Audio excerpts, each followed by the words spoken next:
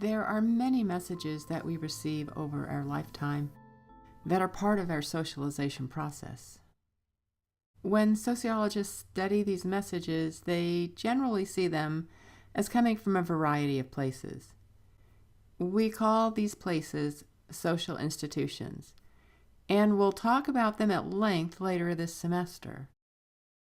But think about these places and the ways in which we interact with others, where we're likely to get messages or pick up cues about social expectations. Some of these places, and they all represent social institutions, are places like the family, community, religion, schools, and work. These are all considered social institutions.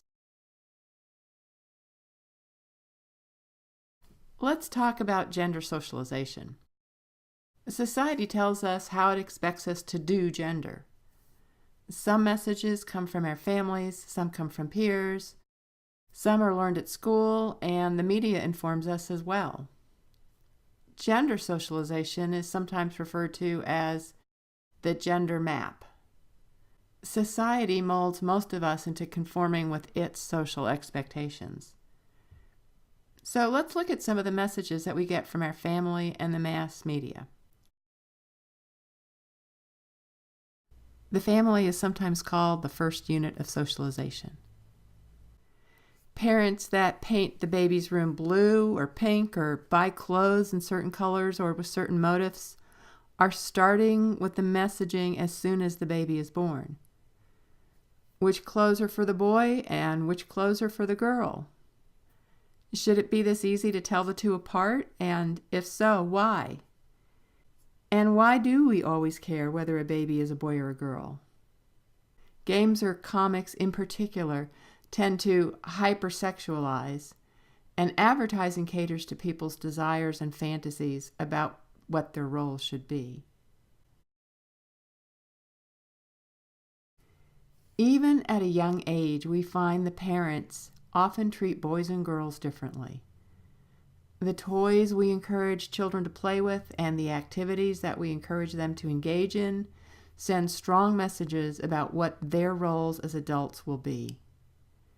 When these activities have gender-based messages, we're socializing our children on how to do gender.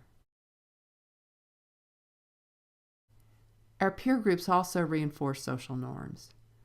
Girls reinforce what's appropriate for their peer group to do, while boys reinforce social norms of what it means to be male in society by policing each other's behaviors, by policing their interests, and ways of discussing violence and their sexual behaviors. The mass media also has a role in socializing us on how we do gender. Think about the gender messages prevalent in these different mediums. How often is gender fluidity or the idea of a non-binary gender represented? The family is often called the first unit of socialization because it's the first place babies spend time interacting with other people. How parents interact, whether it be how they play, how they feed, how they handle bedtime and potty training, how they discipline. In fact, every aspect of interaction adds up to eventually have tremendous influence on how the baby is socialized. The family is the one constant in most children's lives over a 2-decade time span. While some children drift away to be influenced by peers in school later in their childhood life, the family generally remains their one constant influence. The family has some influence on who the child's friends will be, their religious upbringing, and, of course, all the other aspects of family life. Family also determines the social class the child is born into, what their play life will be like, what they do during their leisure time. For instance, do they play ball on the street or go to league games? Do they spend their summers in the house watching video games, or do they go off to camp? Children grow up not only in families, but also in communities. The neighborhood that one lives in will have some determination on who one's friends are, what kinds of activities are available, And what kinds of norms are in place regarding the day-to-day interactions outside the house? Middle and upper-class neighborhoods tend to have less families that are in transition, and relationships and ties may last longer for some individuals.